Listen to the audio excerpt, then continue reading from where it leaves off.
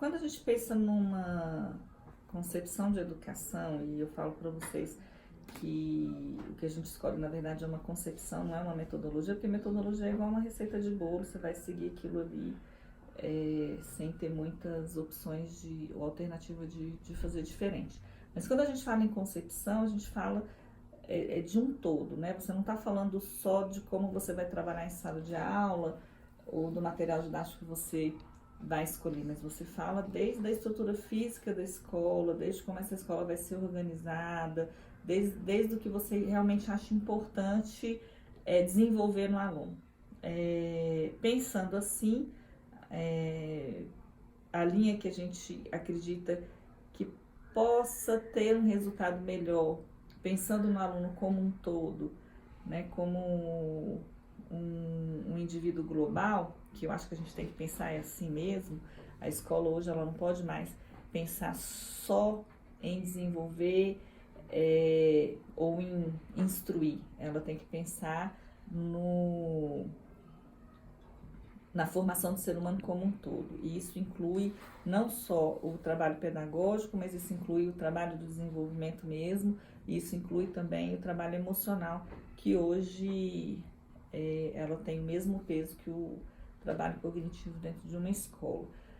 Pensando nisso tudo, eu acredito que uma linha construtivista ela é muito mais viável de se colocar tudo isso em prática. Todos eles funcionam, desde que na prática, de fato, quem esteja aplicando saiba o que está fazendo, né? Eu só não acredito mesmo numa filosofia eclética, numa metodologia eclética onde tudo vale, tudo pode, é um pouquinho de cada coisa. Aí eu acho que você não consegue de fato desenvolver o que você precisa desenvolver porque misturou uma série de concepções que muitas delas nem se cruzam. Quando a gente fala de crianças especiais, a gente está falando de um mundo enorme de possibilidades e de diferenças. Você não tem uma criança, mesmo quando ela tem a mesma deficiência, vamos dizer assim, a demanda e o trabalho que você vai desenvolver, eles são específicos e são diferentes. Você nunca tem um trabalho único para crianças com necessidades especiais, porque você tem que avaliar uma série de fatores para você ver qual é de fato a necessidade daquela criança. Então a gente tem 3 idades, né? Só para vocês entenderem melhor. A gente tem a idade cronológica, que é a data de nascimento. A gente tem a idade mental, cognitiva, e a gente tem a idade emocional. Para a gente dizer que uma pessoa ela é normal, essas 3 idades elas precisam ser compatíveis, ou seja, elas estão mais ou menos iguais. Quando a gente tem uma criança que seja especial no sentido de altas habilidades ou abaixo da normalidade, uma dessas idades não é compatível com a idade cronológica, ou a idade emocional ou a idade cognitiva.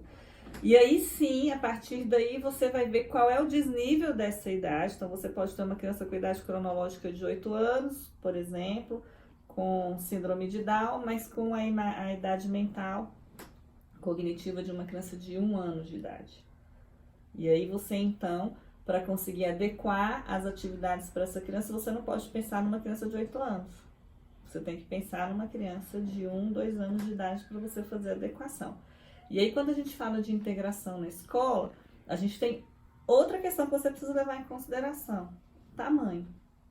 Se você pega uma criança de 8 anos, de idade cronológica, e coloca ela junto com as crianças de 1 ano, 2 anos de idade mental, ela vai estar mais bem acolhida ali, porém é desproporcional a questão do tamanho, e a gente também tem que levar isso em consideração. Então, o que é melhor? Você coloca ela numa idade intermediária, por volta dos 3, 4 anos, e faz a adaptação curricular. Então, para aquele aluno, as atividades que ele vai desenvolver, elas serão diferentes, serão adequadas à necessidade dela do que da turma. Então, é um trabalho muito individualizado. Deu para entender? Uhum.